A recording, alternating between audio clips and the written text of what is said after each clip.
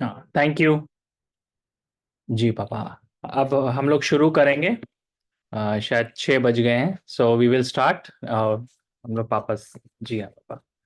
प्रभु यीशु मसीह, हम धन्यवाद देते हैं कि फिर से आपने मौका दिया कि आज के इस बाइबल अध्ययन में हम जुड़ सकें। और खास करके हम हर एक जन के लिए धन्यवाद देते हैं जो जुड़ रहा है। परमेश्वर, आप मदद करें कि वो जल्द से जल्द जुड़ सकें, और खास करके अर्पण को जो वो लेता है, पवित्र आत्मा उसकी अगुवाई करे। और परमेश्वर होने दें कि इस बाइबल अध्ययन के द्वारा हम ब्लेस हो सकें। आप इस पूरे समय को अपने हाथों में लें। हम यीशु के नाम से मांगते हैं, आमीन। आमीन। तो हम लोग शुरू करेंगे इस समय एक गीत के साथ, ताकि हम लोग जो है आराधना कर सकें। और ये इसकी लिरिक्स है, ये काफ़ी फेमस सॉन्ग है अर्नेस्ट मल का। हम लोग एक सेकंड में इसका साउंड शेयर कर लूँ।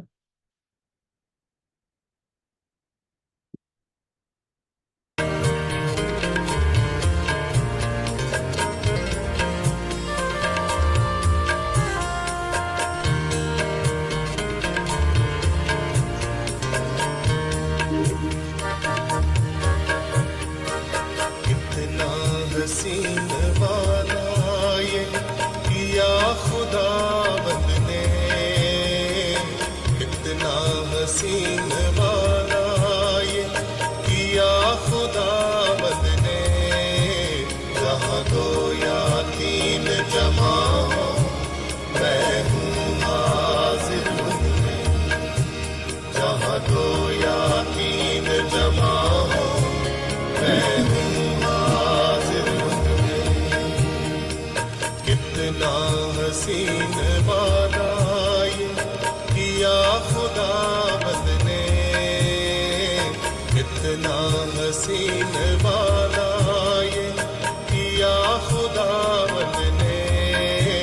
जहाँ दो या तीन जमा हो, मैं हूँ हाजिर उनमें। जहाँ दो या तीन जमा हो, मैं हूँ हाजिर उनमें।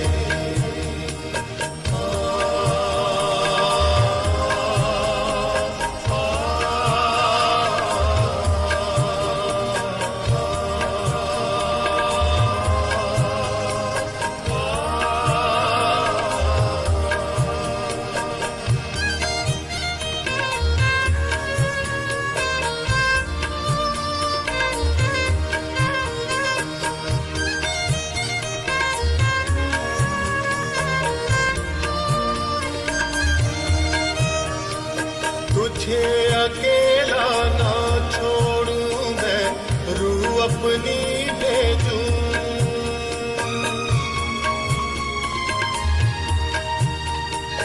तुझे अकेला ना छोड़ूं मैं, रूह अपनी भेजूं। तुझे अनाथ भी ना छोड़ूं, एक मददगार भेजूं। तुझे अनाथ भी ना छोड़ूं, एक मददगार भेजूं। यस्सु के सिवा ये कब है बात कही किसने। यस्सु के सिवा ये कब है बात कही किसने। जहाँ दो या तीन जमा हो, मैं हूँ हाजिर उनमें। जहाँ दो या तीन जमा हो, मैं हूँ हाजिर उनमें।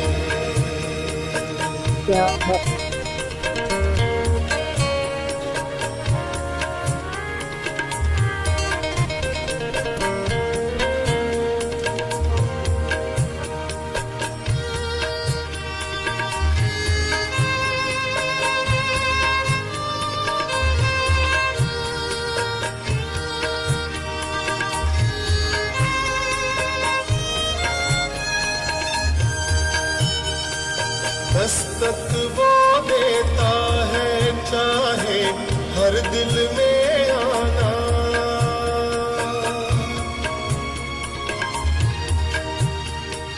दस्तक वो देता है चाहे हर दिल में आना, भरता उसको रूह से अपनी जिसने उसे जाना, भरता उसको रूह से अपनी जिसने उसे जाना, जिसका बने है माली वो कलियां लगे खिलने, जिसका बने है माली वो कलियां लगे खिलने, जहाँ दो या तीन जमा हो मैं हूँ हाजिर उनमें, जहाँ दो या तीन जमा हो मैं हूँ हाजिर उनमें, कितना हसीन वादा ये किया खुदावंद ने।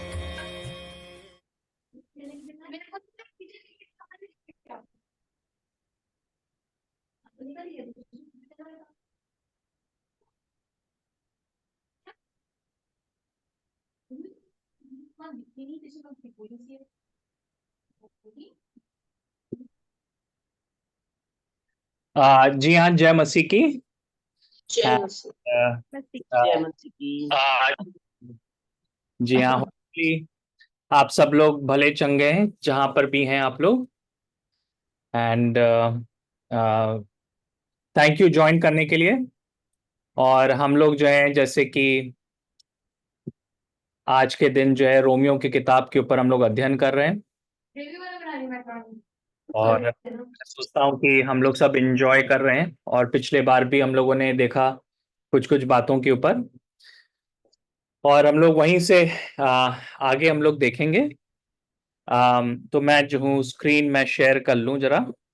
पहले मैं जरा सा उस साइड पे एक सेकेंड, सॉरी।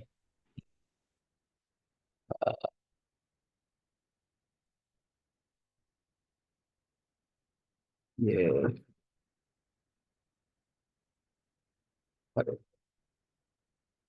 ये स्लाइड्स, एक सेकेंड बस लग रहा है, मैं स्लाइड शेयर कर लूँ।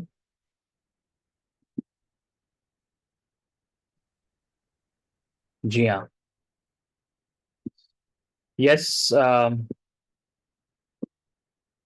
जी हाँ, तो अभी तक हमने रोमियो की किताब में काफी कुछ कवर किया, और अलग अलग चीजों को हम लोग देख रहे हैं कि कैसे है, इसीलिए तो बोल रहे हैं। अम, हम डायरेक्ट यहीं आए हैं। अगर हम लोग सब शांत हो सकते नहीं तो अच्छा रहेगा। एक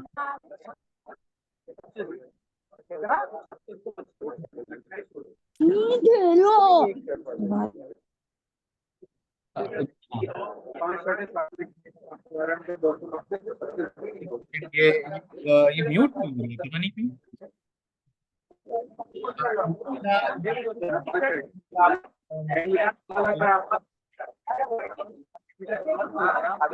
सिलाई कितनी?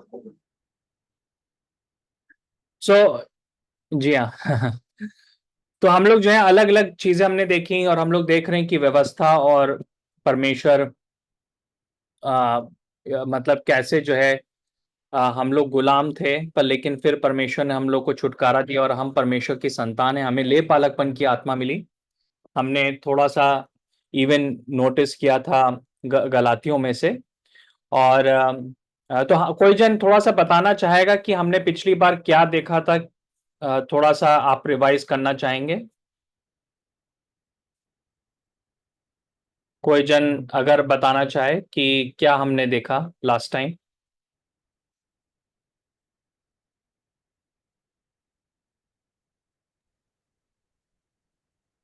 हाँ भैया, हमने सीखा था कि हम लेपालक की आत्मा मिली है हमें, तो हम ए अब्बा पिता पिता कह के पुकार सकते हैं। जी और जी। जिनके पास बुद्धि कमी हो वो परमेश्वर से मांगे, वो बिना उलाहना के उदारता से देता है। और जी हम दो वाचाएं परमेश्वर ने दी, एक प्रतिज्ञा की और एक शारीरिक रूप से, तो हम प्रतिज्ञा की संतान कहलाते हैं। जी हाँ, थैंक यू। तो हम आज इसी में वो रहेंगे, और मैं आज भी यही बात शेयर करना चाह रहा हूँ कि कैसे अनुग्रह के द्वारा हम परमेश्वर की संतान हैं और अब हम लोग जो है गुलाम नहीं हैं। और हम लोग जो है अब नौकर नहीं, क्योंकि व्यवस्था ने क्या किया था, हम लोगों को एक तरीके से गुलाम बना दिया था, हमें गुलामों वाला डर दिया था। और गुलामों वाला डर क्या होता है कि अगर मैं कुछ गलत करूंगा तो मुझको जो है तिरस्कृत कर दिया जाएगा। पर लेकिन हम देखते हैं कि जो नई वाचा है और यीशु मसीह के द्वारा वो बंधन जो है टूट गया है और हम परमेश्वर की संतान हैं। इसका मतलब है कि जब हम गलत करेंगे तो परमेश्वर हमें अनुशासित करेगा, पर लेकिन वो हमें तिरस्कृत नहीं करेगा। और आज हम इसी में आगे देखेंगे।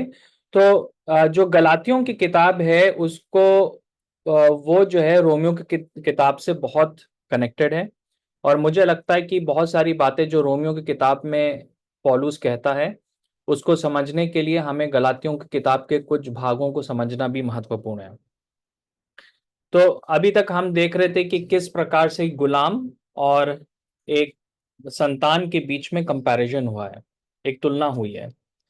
उसी तुलना में जो है पौलुस हमको आगे बढ़ा रहा है और हम गलातियों उसके 4 के 22 से 30 के बीच में देखते हैं कि वो हगार और सारा के बीच में इस बात की तुलना कर रहा है। तो मैं चाहूंगा कि कोई जन गलातियों 4 21, हाँ 21 से लेके 30 तक कोई पढ़ देगा। आपको स्क्रीन में दिख रहा है तो वहां से भी पढ़ सकते हैं आप। तुम जो व्यवस्था के अधीन होना चाहते हो, मुझे बताओ, क्या तुम व्यवस्था की नहीं सुनते? यह लिखा है कि अब्राहम के दो पुत्र हुए, एक दासी से और एक स्वतंत्र स्त्री से। परंतु जो दासी से हुआ वह शारीरिक रीति से जन्मा, और जो स्वतंत्र स्त्री से हुआ वह प्रतिज्ञा के अनुसार जन्मा। इन बातों में दृष्टांत है। ये स्त्रियां मानो दो वाचाएं हैं। एक तो सीने पहाड़ की, जिससे दास ही उत्पन्न होते हैं, और वह हाजिरा है। और हाजिरा मानो अरब का सीने पहाड़ है, और आधुनिक यरूशलेम उसके तुल्य है, क्योंकि वह अपने बालकों समेत दासत्व में है। पर ऊपर की यरूशलेम स्वतंत्र है, और वह हमारी माता है, क्योंकि लिखा है, हे बाँझ, तू जो नहीं जनती, आनंद कर, तू जिसको पीड़ाएं नहीं उठती, गला खोलकर जय जयकार कर, क्योंकि त्यागी हुई की संतान सुहागिन की संतान से भी अधिक है। हे भाइयों, हम इसहाक के समान प्रतिज्ञा की संतान हैं। और जैसा उस समय शरीर के अनुसार जन्मा हुआ आत्मा के अनुसार जन्मे हुए को सताता था, वैसे ही अब भी होता है। परंतु पवित्र शास्त्र क्या कहता है?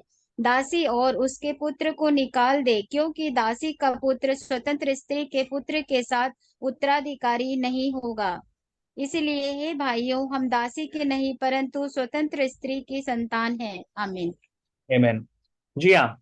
तो यहाँ पे पौलुस जो है वो हगार और सारा की कहानी जो है वो एक दृष्टांत के रूप में दिखा रहा है, और वो ये बताना चाह रहा है कि जो हगार है वो व्यवस्था को दिखाती है और जो सारा है वो अनुग्रह को दिखाती है।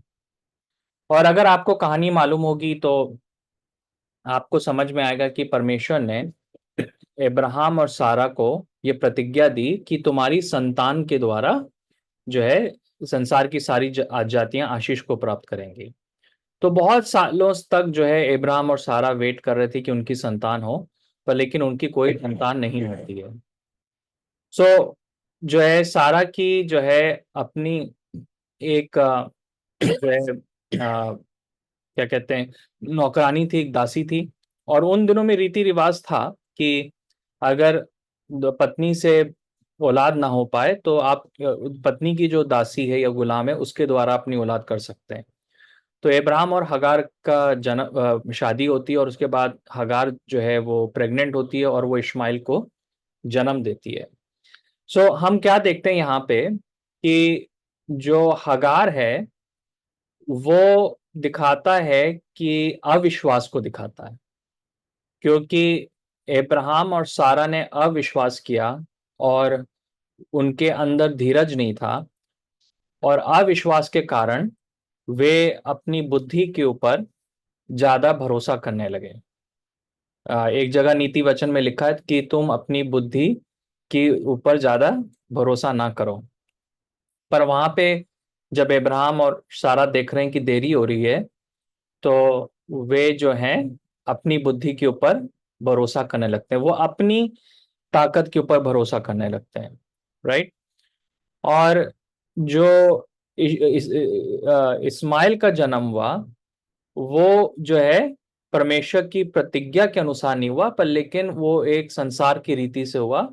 और मैं कहूंगा कि वो इब्राहिम और सारा, इब्राहिम और हगार के अपने परिश्रम के द्वारा हुआ, राइट। तो ये एक प्रकार से व्यवस्था को दिखाता है, क्योंकि व्यवस्था में परमेश्वर ने इज़राइल की जाति को बहुत सारे जो है आज्ञाएं दी, पर लेकिन परमेश्वर ने उनको कहा कि अब इन आज्ञाओं को तुम अपनी ताकत से पूरी करो। चैलेंज ये था कि तुम अपनी ताकत से पूरी करो। यहां तक कि परमेश्वर ने इज़राइल की जाति से पूछा कि क्या तुम इसके पीछे चल लोगे।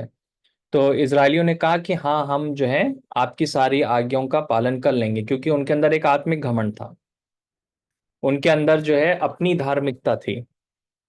तो उन्होंने कहा कि हम कर लेंगे।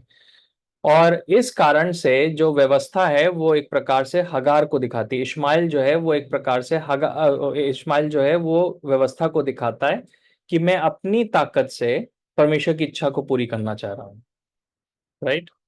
यहाँ पे ये बहुत इंपॉर्टेंट है, क्योंकि इश्माइल का जन्म जो है वो पहले हुआ इशाक से। उसी प्रकार से व्यवस्था भी जो है वो यीशु मसीह के आने से पहले हुई, है ना। और मैंने जो है लास्ट टाइम, अगर आप सैटरडे की बाइबल स्टडी में आप मेरे साथ होंगे, तो उसमें मैंने आपको बताया कि हम उत्पत्ति में कई जगहों पे देखते हैं, एक रिलेशनशिप देखते हैं पहलौठे के बीच में और जो दूसरा बेटा है उसके बीच में। तो रीति रिवाज हमेशा यूजुअली होती है कि पहलौठे को आशीष मिलती है, पर लेकिन हम उत्पत्ति में देखते हैं कि जो दूसरा बेटा है उसको आशीष मिली। जैसे कि इश्माइल की जगह इशाक को आशीष मिली, पर इश्माइल पहले आया। ईसाऊ की जगह याकूब को आशीष मिली, पर लेकिन ईसाऊ पहले आया, है ना। इवन जो याकूब के 12 बच्चे थे उनमें पहलौठा शिमयोन था, पर उसकी जगह जो है यहूदा को आशीष मिली, और यहूदा का को जो है पहलौठा माना गया। तो हम बाइबल में कई बार देखते हैं कि जो पहलौठा है उसको बाईपास करके परमेश्वर जो है जो सेकंड नंबर का बच्चा होता था या बाद में जो बेटा पैदा था उसको चुनता था, क्योंकि वो दिखा रहा था व्यवस्था और यीशु मसीह के बीच में रिलेशन को। तो व्यवस्था एक प्रकार से बड़े बेटे के समान थी, पर लेकिन जो है जो जो आशीष आई वो यीशु मसीह के द्वारा आई, है ना। इश्माइल जो था वो पहलौठा था, पर लेकिन आशीष जो है वो इशाक के द्वारा आई, है ना।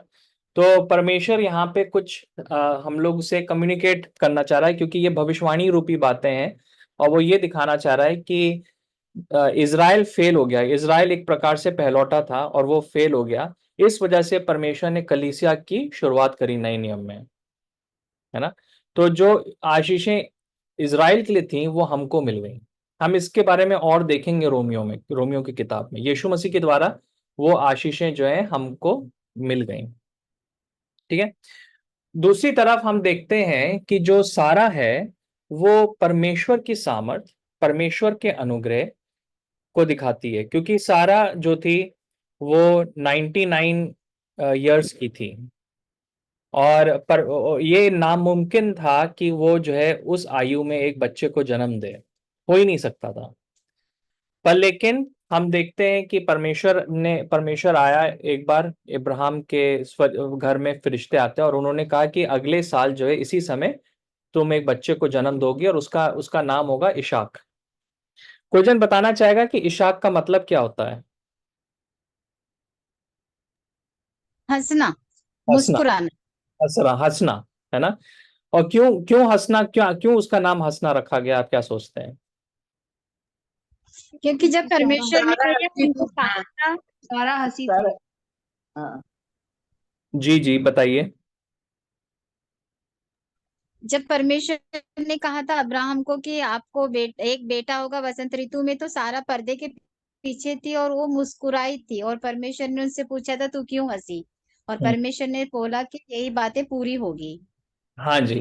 तो जी हम बिल्कुल है, पर लेकिन इसमें एक और बात है कि जब इशाक का जन्म हुआ तो उस समय भी लोग आए, और वो लोग जो थे सारा कहती है कि ये एक लाफिंग स्टॉक है। तो इसमें एक हंसी जो है ना, वो एक ऐसी बात जैसे कि इतने आश्चर्यजनक बात है कि अगर कोई सुन ले तो वो हंसने लगेगा, है ना।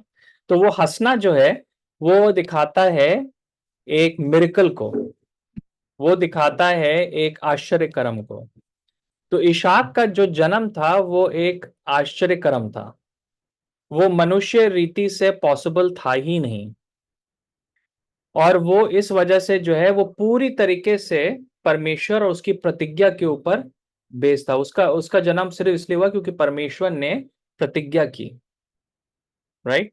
वो इब्राहिम की वजह से नहीं हुआ, ना वो सारा की वजह से हुआ, क्योंकि उनके शरीर में उनकी आयु के अनुसार वो क्षमता नहीं थी। वो उसका जन्म जो है वो एक आश्चर्यजनक था, एक मिरेकल था। ओके। तो उसी प्रकार से मैं आपको बताना चाहता हूं कि नई वाचा है, नया जन्म है, कि परमेश्वर जो है हमारे जीवन में जो काम करता है और हमारे जीवन में जो परिवर्तन आता है वो इतना अमेजिंग होता है कि वो लोग हंसने लगेंगे, है ना। ये जैसे कि आपने कई बार टेस्टमनी सुनी होंगी कि बहुत पियक्कड़ लोग थे, वो शराब पीते थे, गुंडागर्दी थी, फिर उन्होंने यीशु मसीह को ग्रहण किया और एकदम से उनका जीवन बदल गया, और वो आज जो है मतलब प्रभु की सेवा कर रहे हैं। तो जब कई बार वो अपने घर जाते हैं, अपने गांव जाते हैं, तो लोग शॉक्ड हो जाते हैं कि इसके अंदर इतना बड़ा चेंज कैसे आया, है ना। ये इसलिए हुआ क्योंकि ये पवित्र आत्मा का काम है। जो व्यवस्था इतने हजारों साल में नहीं कर पाई, पवित्र आत्मा जो है उस कार्य को कुछ समय में कर देता है पूरा, है ना। बहुत शॉर्ट पीरियड ऑफ टाइम में वो चेंज आ जाता है एक जन के जीवन में। और यहाँ पे जो है पौलुस यही कहना चाह रहा है कि जो व्यवस्था नहीं कर पाई वो बहुत मिरेकलस रूप में वो जो है यीशु मसीह के द्वारा नई वाचा में पूरा हो गया, वो चीज अकम्प्लिश हो पाई। व्यवस्था जो है लोगों को उद्धार नहीं दे पाई, पर जो नई वाचा है वो हम लोगों को जो है बहुत ही आसानी के साथ उद्धार दे पाई, राइट। एक मिरेकलस वे में उद्धार दे पाए। जैसे कि अगर आप किसी को कहें ना कि हमें स्वर्ग जाने के लिए विश्वास करना है, तो लोग हंसने लगेंगे, क्योंकि ज्यादातर लोगों को ये लगता है कि हम बोलेंगे कि अच्छे काम करो, ये करो, वो करो, चर्च जाओ। पर लेकिन बाइबल में लिखा है कि अगर तुम अपने हृदय में विश्वास करते हो और अपने होठों से अंगीकार करते हो, राइट। तो हमारा जो जीवन में परिवर्तन हुआ है वो सारा के समान है ना। और यही एक अद्भुत बात है। इवन यहाँ पे हम जो है एक चीज देखते हैं कि जब वो इस चीज को वो कंपेयर कर रहा है 27 में, 27 पढ़ देंगे।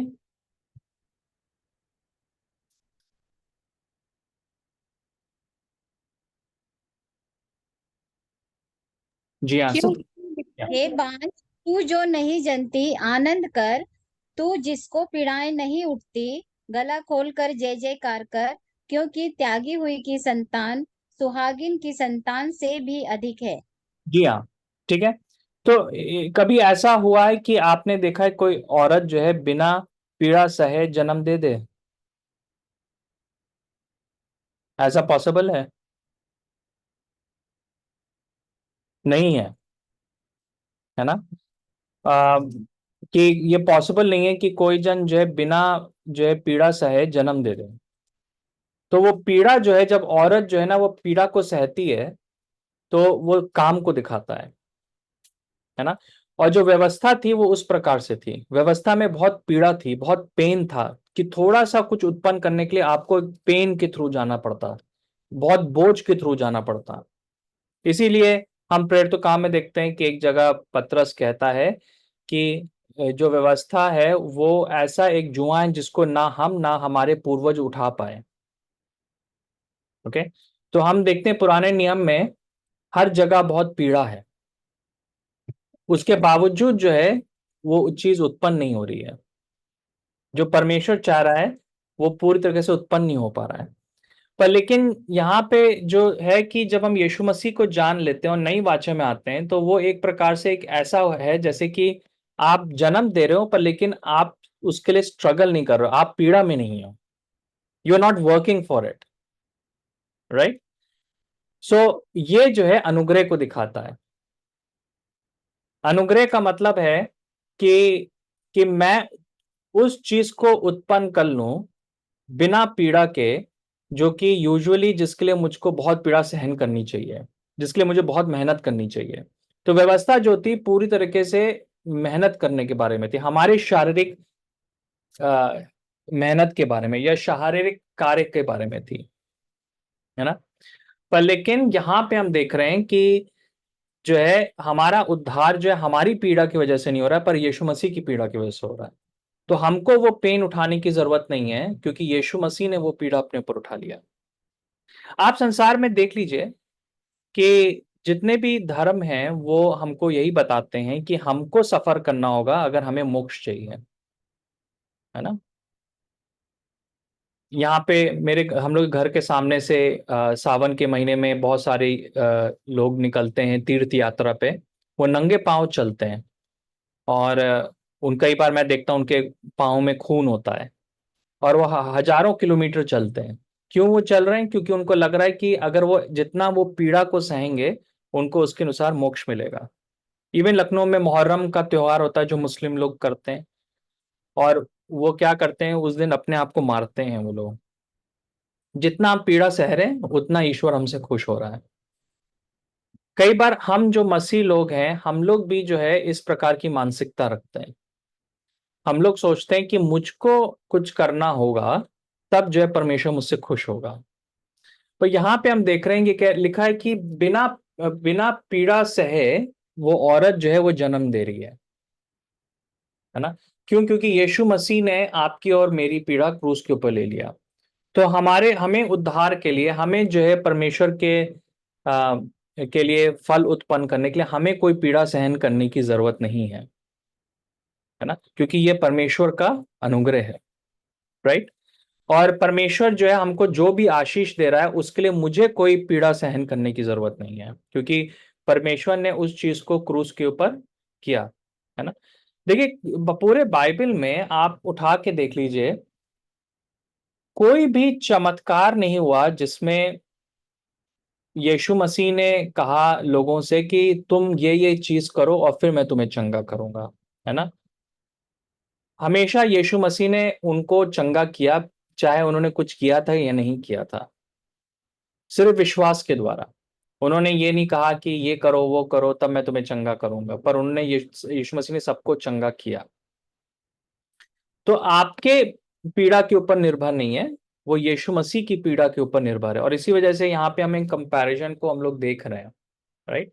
तो इसीलिए मैं आपको बताना चाहता हूं कि जो आ, हमको हमें हमें समझना है कि जो हम जो है परमेश्वर के लिए हम ये ना सोचें कि मुझको जो है पीड़ा सहन करनी होगी। यीशु मसीह ने वो पीड़ा अपने ऊपर सहन कर लिया, और ये अनुग्रह को दिखा रहा है। और हमको ट्रस्ट करना है परमेश्वर के अनुग्रह के ऊपर कि हम जो है हगार की संतान है।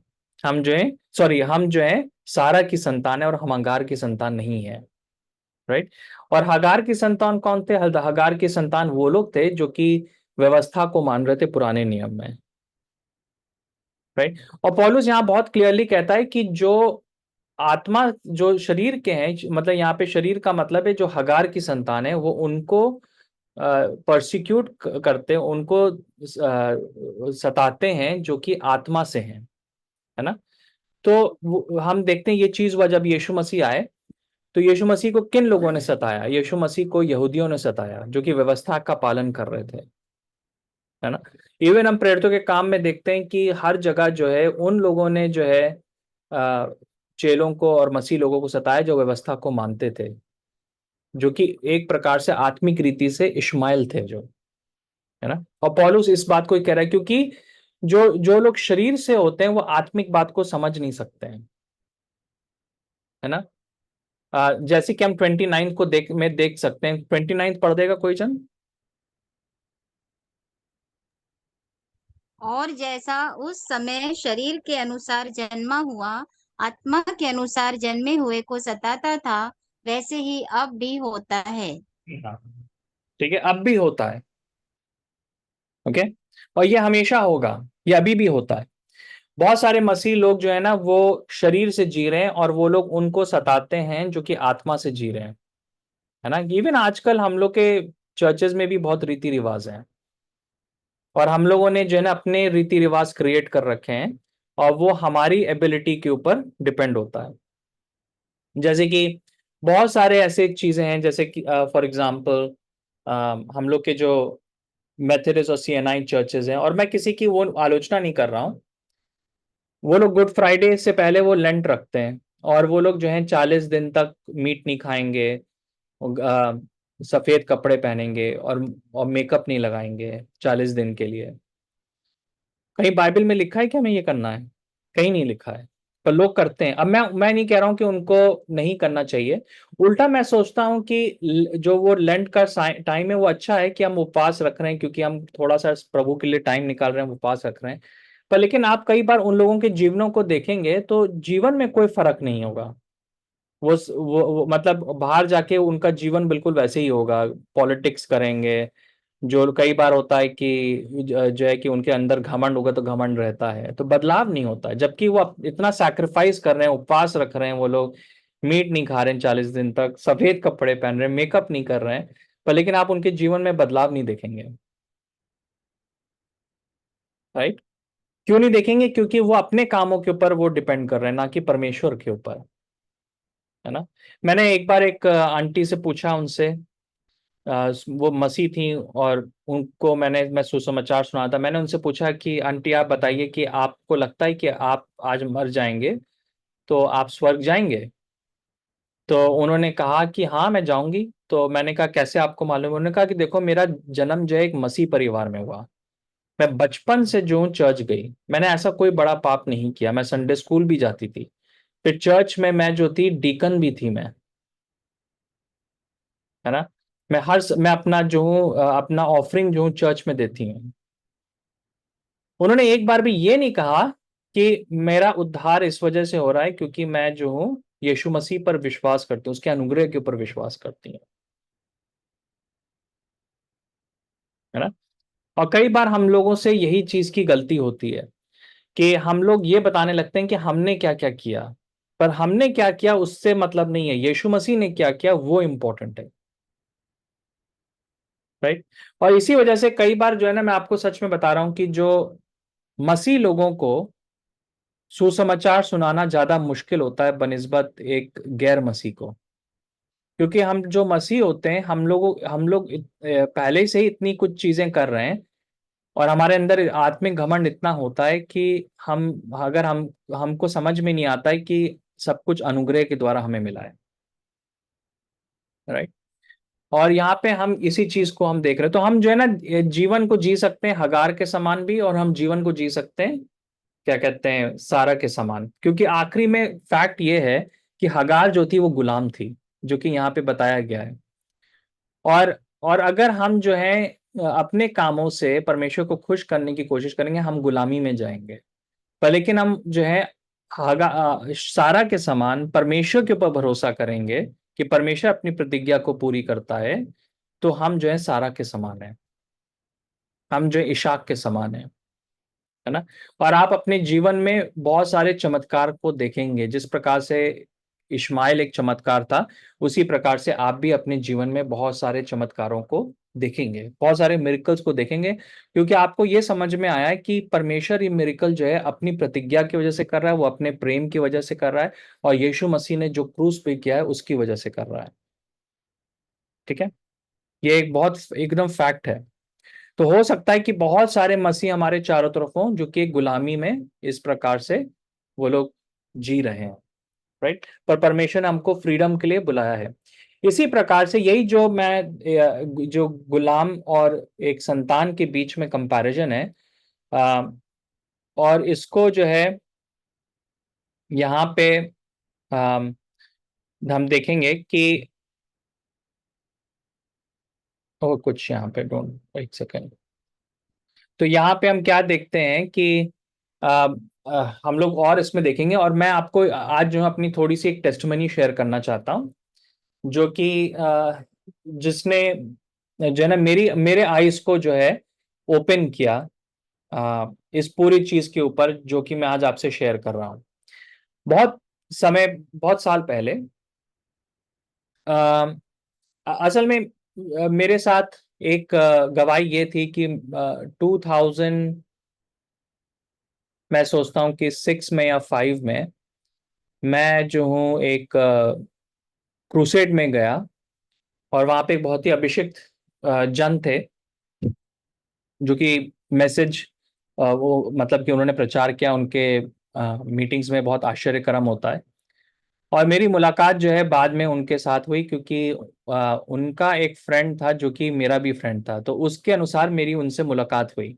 तो काफी लोग वहां पे बैठे हुए थे, और वो प्रार्थना उन्होंने किया, और उन्होंने जो है प्रार्थना के समय मेरी तरफ इशारा करके मुझे उन्होंने एक प्रॉफिटिक वर्ड दिया। और उन्होंने ये वर्ड दिया कि परमेश्वर जो है तुमको जो है अपने अनुग्रह का प्रकाशन देगा, और तुम बहुत सारे लोगों को उनकी आत्मग्लानि से छुटकारा दोगे। कि तुमको जो है परमेश्वर अनुग्रह का प्रकाशन देगा, और तुम बहुत सारे लोगों को आत्मग्लानि और दोष की भावना से छुटकारा दोगे। उन्होंने ये वर्ड मुझको दिया। मैंने उसको दिन सुना, पर मैं एक्चुअली भूल गया। पर कुछ सालों के बाद क्या हुआ, मैं एक रात्रि को, और उस टाइम पे मैं काफी समय जो हूँ प्रार्थना में समय व्यतीत कर रहा था, मैंने एक सपना देखा। और उस सपने में मैंने देखा कि मैं जो हूँ ऐसी बड़ा हूँ। उस समय शायद मैं सोचता हूँ मेरी एज ऐसी होगी 24, मतलब 25 के करीब होगी। मैं बड़ा हूँ, पर लेकिन मैं जो हूँ, जो नर्सरी के बच्चे होते हैं उनकी ड्रेस में मैं हूँ, उनके कपड़ों में हूँ। जैसे कि एक छोटा नर्सरी स्कूल में जाता है, छोटे बच्चे होते हैं जो नर्सरी स्कूल जाते हैं, उनकी ड्रेस में हूँ। और कोई स्कूल की ड्रेस है, और मैंने स्कूल का वैसी स्कूल का बैग पहन रखा है, बाटा का जूता पहन रखा है, और जैसे कि एक छोटा बच्चा नर्सरी में होता है उस प्रकार से ड्रेस हूँ। मैं अपने आप देखकर मैं सोच रहा हूँ कि मैं जो ऐसे क्यों ड्रेस्ड हूँ। मतलब कि मैं बच्चों के जैसे ड्रेस क्यों हूँ। और फिर मैं देख रहा हूँ कि मैं कहीं जा रहा हूँ, मैं स्कूल गया, और मैं स्कूल में एंटर किया मैं, और मैं जो अपनी क्लास में गया, और मुझे पता चला कि वो क्लास भी जो है वो नर्सरी है। और वहां पे सब छोटे छोटे छोटे बच्चे हैं, मतलब 5-6 साल के बच्चे हैं। और मैं जैसे ही एंटर हुआ वो मुझको देखने लगे, और वो जोर जोर से हंसने लगे मेरे ऊपर। और मैं भी बड़ा वो हो रहा हूँ, मैं सोच रहा हूँ कि अरे मुझको जो है अभी ग्रेजुएशन में होना चाहिए था, पर मैं अभी भी जो हूँ एक नर्सरी के बच्चों के रूप में क्यों ड्रेस्ड हूँ। और वो लोग हंस रहे थे जोर जोर से, वो जोर जोर से हंस रहे थे। और फिर मैंने देखा कि उस समय एक महिला जो है, एक टीचर जो है क्लास में एंटर होती है, और वो टीचर जो है काफी जैसे कि वेल ड्रेस थी, पर लेकिन वो बहुत चेहरे से बहुत स्ट्रिक्ट लग रही थी। और जैसे ही वो क्लास के अंदर आई तो सब बच्चे एकदम शांत हो गए, और कोई भी हंस नहीं रहा था, और सब अपनी चेयर पे जाके वो बैठ गए। और मैं भी अपनी चेयर पे बैठ गया, और उसके हाथ में बहुत ढेर सारे रिपोर्ट कार्ड थे। और वो सब बैठ गए, तो उसने फिर मेरा नाम को पुकारा। उसने कहा कि अर्पण डेविड स्टैंड अप। तो मैं जो हूँ उसी समय मैं खड़ा हुआ, और मैं जैसे ही मतलब कि खड़ा हुआ तो आ, क्या कहते हैं, मैंने देखा कि एकदम से उन्होंने बोला कि उन्होंने मेरा रिपोर्ट कार्ड निकाला। और रिपोर्ट कार्ड जब निकाला तो उन्होंने वो रिपोर्ट कार्ड सबको फ्लैश किया, और मैंने देखा कि सारे मेरे जो नंबर थे, जो मुझको मार्क्स मिले, वो सब रेड में थे। उसका मतलब है मेरे सारे सब्जेक्ट्स में मैं फेल हो गया। और उन्होंने कहा मुझसे कि अर्पण डेविड, तुम इस साल भी जो है तुम फिर से जो है इस एग्जाम में फेल हो गए। और जैसे ही उन्होंने ये बात बोली, वो सारे छोटे छोटे बच्चे जो थे वो मेरे पर हंसने लगे, और मैं जोर जोर से रोने लगा। और मैं रो रहा हूं, मैं कह रहा हूं कि मैंने मेहनत कर रहा हूं मैं इतने सालों से, तब भी मैं फेल हो जा रहा हूं बार बार, और मुझको जो है मैं पास नहीं हो पा रहा हूं ये टेस्ट, और मैं जोर जोर से रो रहा हूं। और मैंने जब मैं सपने को देख रहा हूं, उसी समय मेरी आंखें खुलती हैं और मतलब मैं नींद से उठता हूं, और वो सुबह का समय था। वो सपना इतना वास्तविक था कि असल में मुझको 15 मिनट लगा कि ये जानने के लिए कि मैं उस कमरे में था, मतलब अपने बेडरूम में था मैं। और मतलब कि मैं पूरा पसीने से जो था, मैं एकदम भीग चुका था। और एकदम मैं भीग चुका था।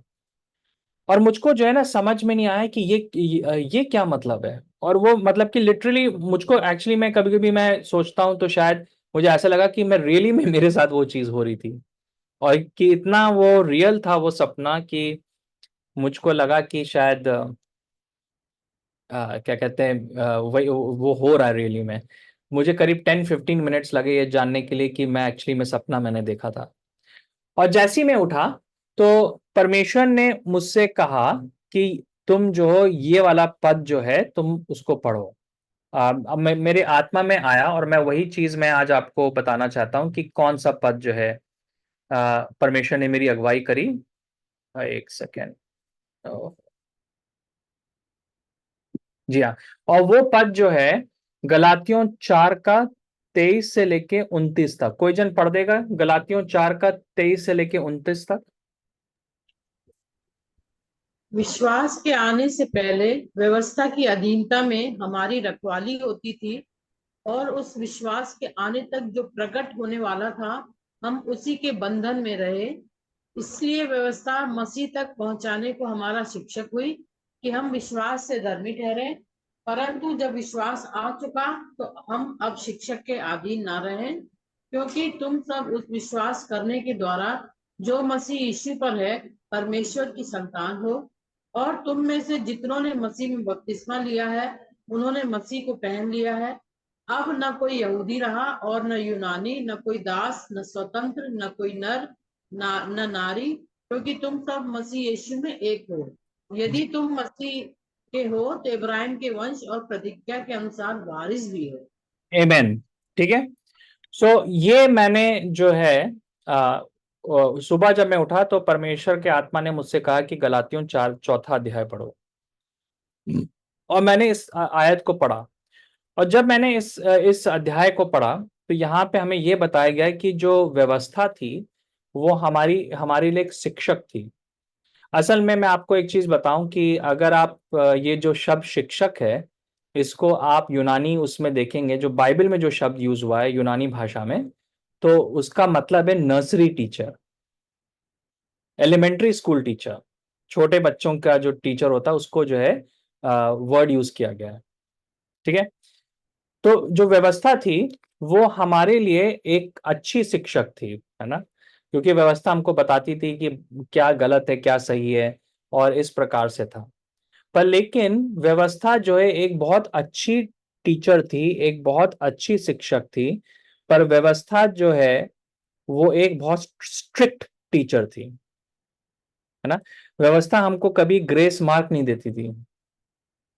और जो व्यवस्था की जो नीड था वो इतना ज्यादा था, उसका स्टैंडर्ड इतना ज्यादा था कि कोई भी जन व्यवस्था के एग्जाम को पास नहीं कर पाया। आप और मैंने जीवन भर कोशिश करी कि हाँ व्यवस्था के एग्जाम को हम पास कर लें, पर हम सब जो है फेल हो गए, है ना।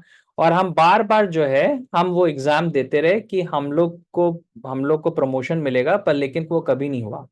तो व्यवस्था जो थी वो इजराइल के लिए पाप थी, क्योंकि परमेश्वर ने उन कहा कि अगर तुम व्यवस्था का पालन करोगे तो तुमको ये सब आशीषें मिलेंगी, अगर नहीं करोगे तो तुमको श्राप मिलेंगे।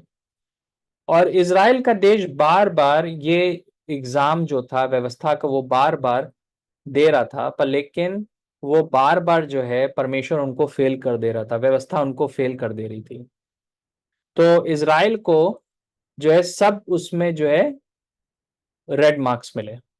पूरा पुराना नियम जो है वो रेड मार्क से भरा हुआ है, राइट। और ये बात हमारे लिए भी है, जब तक हम अपनी ताकत से परमेश्वर को खुश करने की कोशिश करेंगे तो हम लोग जो है बार बार फेल हो जाएंगे। इसीलिए लिखा है कि व्यवस्था हमारी एक शिक्षक थी, राइट। बुरी शिक्षक नहीं थी, अच्छी शिक्षक थी, पर स्ट्रिक्ट थी। और क्योंकि लिखा है ना कि अगर कोई जन एक अध्याय को तोड़ता है तो उसने सारी व्यवस्था को तोड़ दिया। तो आपने जो है 99 चीजें एकदम सही करी, पर आपने एक चीज को गलत करा तो आप एग्जाम फेल हो गए। तो आजकल जो हमारे लिए पासिंग मार्क है, यूजुअली 100 में से अगर किसी को 40 मिल जाए तो पास हो जाता है। पर लेकिन व्यवस्था के लिए आपको जो है, व्यवस्था का जो एग्जाम था उसमें आपको 100 में से 100 लाने थे, है ना। जो दिल्ली में यूनिवर्सिटीज हैं वहां पे जो कट ऑफ रेट है वो 99% है, मतलब कि आपके पास 99% होने चाहिए तभी आपका सेंट स्टीफेंस में एडमिशन होगा। अगर आपके 99% से कम है तो आप सोचिएगा भी नहीं कि सेंट स्टीफेंस जाने के लिए। पर व्यवस्था जो है सेंट स्टीफेंस से भी ज्यादा जो है डिफिकल्ट थी। उसने कहा कि जो कि हम कि परमेश्वर के सामने जो कट ऑफ रेट है वो 100% है, वो 100% है। और इस कारण से कोई भी जन उसको पास नहीं कर पाया।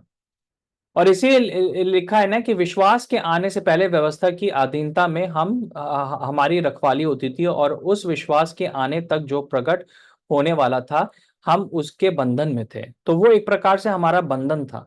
पर लेकिन फिर विश्वास प्रकट हुआ। विश्वास प्रकट हुआ मतलब कि अब परमेश्वर जो धर्मी होने का एक अलग रास्ता खोज रहा है।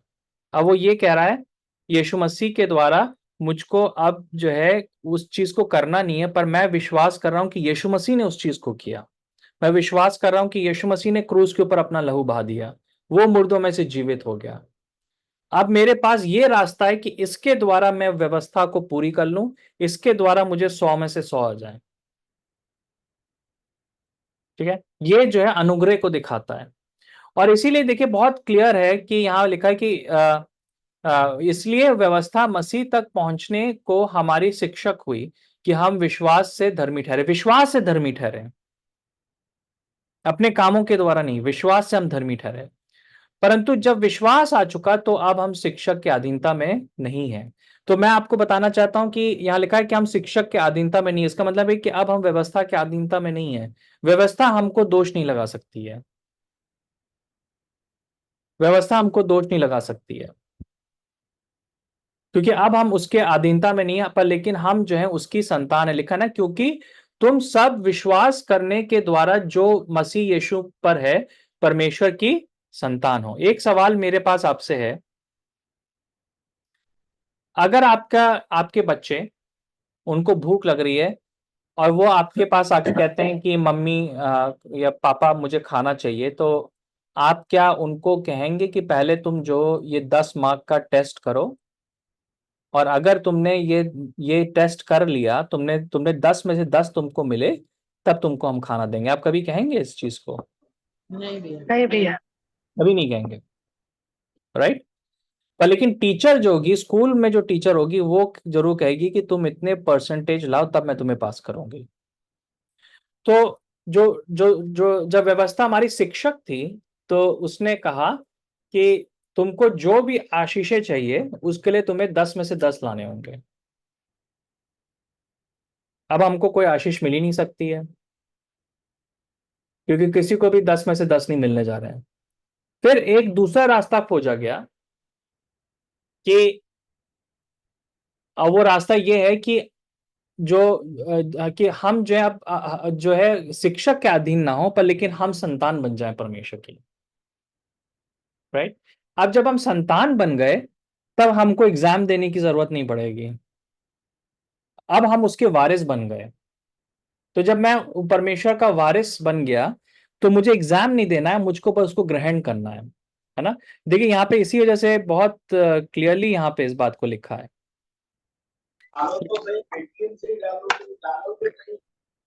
यहाँ पे हम देखते हैं बहुत क्लियरली लिखा है कि इसलिए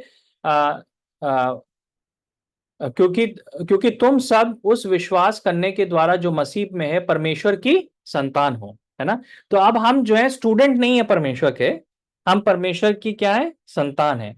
और तुम में से जितनों ने मसीह में बपतिस्मा लिया है उन्होंने मसीह को पहन लिया है। अब ना कोई डैश, और यदि तुम मसीह हो तो वंश के और प्रतिज्ञा के अनुसार वारिस हो। आखिरी लाइन देखिए, लिखा है और यदि तुम मसीह के हो तो इब्राहिम के वंश और प्रतिज्ञा के अनुसार वारिस भी हो। हालेलुया, हम परमेश्वर के वारिस हैं।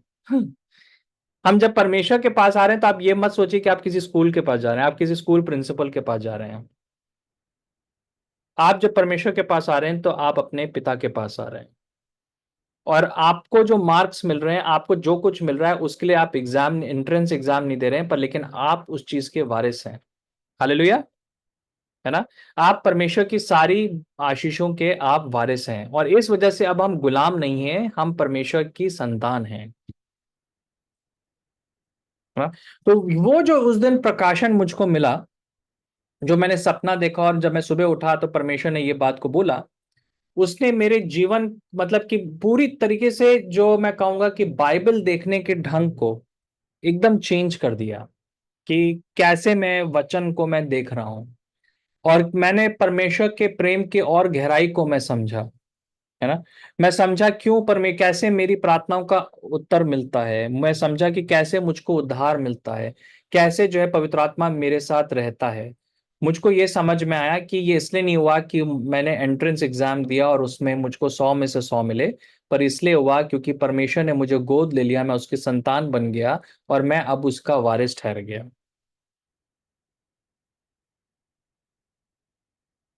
राइट। यहाँ पे ये एक जो है हम लोग के सामने एक भेद की बात है। इसी वजह देखिए यहाँ पे बहुत क्लियर है कि तुम में से जितनों ने मसीह में बपतिस्मा लिया, उन्होंने मसीह को पहन लिया। हालेलुया, उन्होंने क्या करा, मसीह को पहन लिया। ओके। यहाँ पे मैं आपको एक और बहुत इंटरेस्टिंग प्रकाशन देता हूं। मैं बता रहा था कि कई बार बाइबल में हुआ, उत्पत्ति में, कि पहलौठे की आशीष जो है वो दूसरे को मिली। एक कहानी है याकूब की और ईसाऊ की। ईसाऊ जो था वो पहलौठा था, सारी आशीषें जो थी वो ईसाऊ की थी हक से।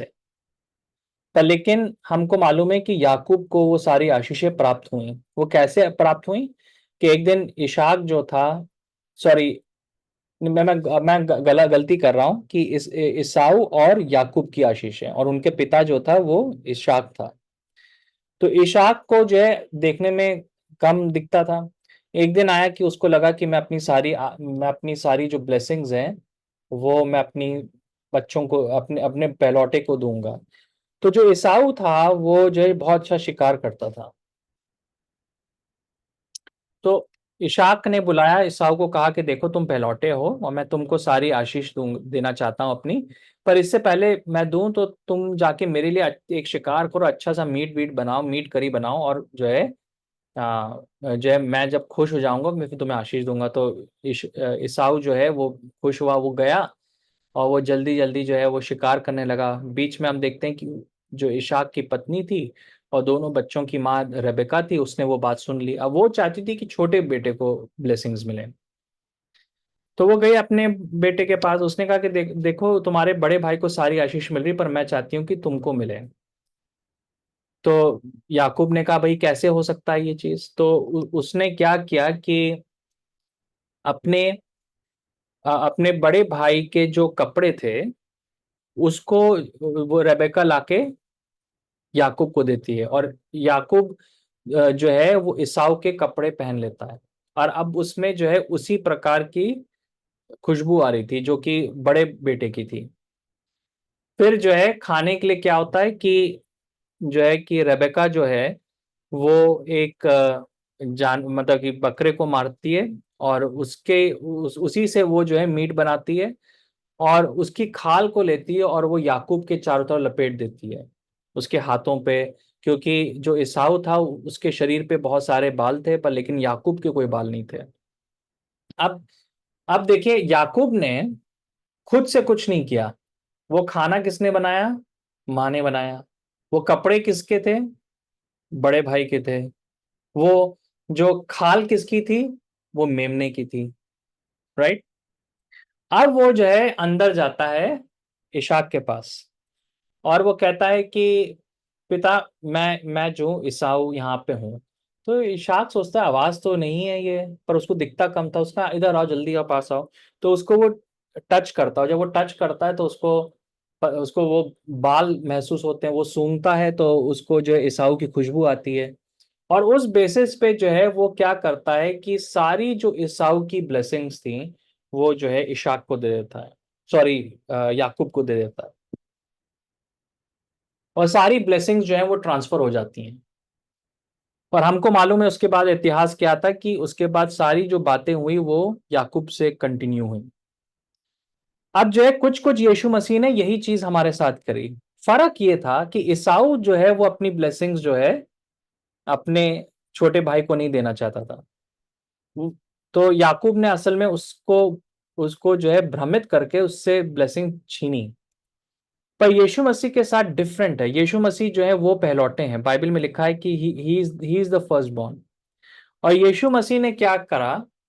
यीशु मसीह ने अपने शरीर को, अपनी फ्लेश को, अपने लहू को मुझको दे दिया और मुझसे कहा कि अपने आप को जो है मेरे में ओढ़ लो, मेरे कपड़ों को तुम पहनो, मेरी जो ये खाल है इसको तुम पहन लो, ताकि जब तुम जो हो परमेश्वर की उपस्थिति में जाओ और पिता जो है तुमको देखे तो उसको मैं दिखूं, यीशु मसीह दिखे।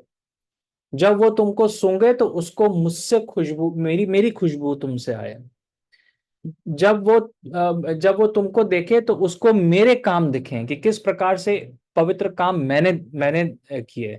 उसको जो है तुमने जो गलत काम किए वो ना दिखे, पर लेकिन जो मैंने अच्छे काम किए हैं जीवन भर वो पिता को दिखने पाए।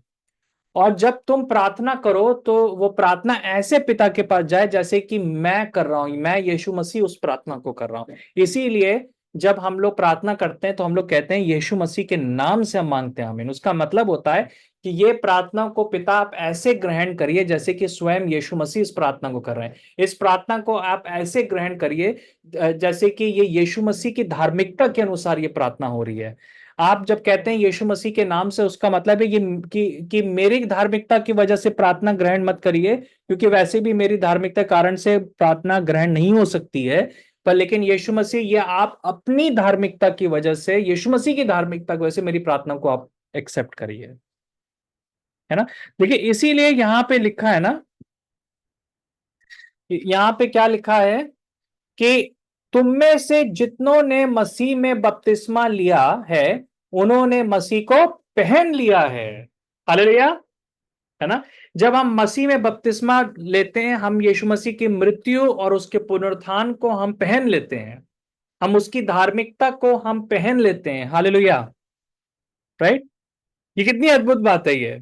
हम पहन लेते हैं और जब हम परमेश्वर के सामने जाते हैं तो परमेश्वर हमको वो आशीष देता है जो कि असल में सिर्फ यीशु मसीह को मिलनी चाहिए थी।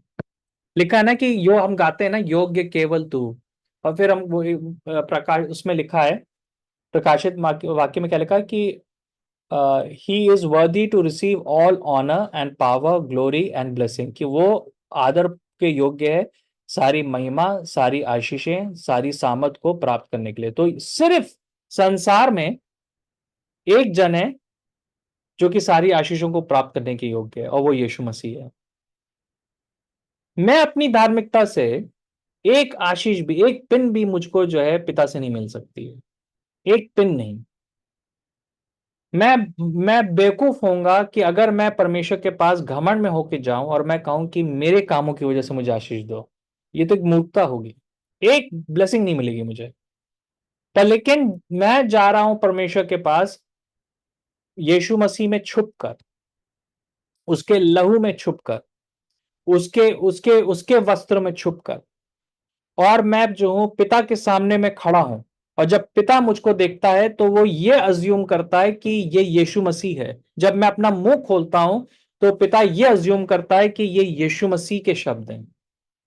जब मैं जो हूं आता हूं तो पिता जो है मेरे में यीशु मसीह की धार्मिकता को देखता है, उसकी परफेक्शन, उसकी पवित्रता को देखता है, और उसके अनुसार जो है वो मुझको जो है आशीष देता है। हालेलुया, है ना।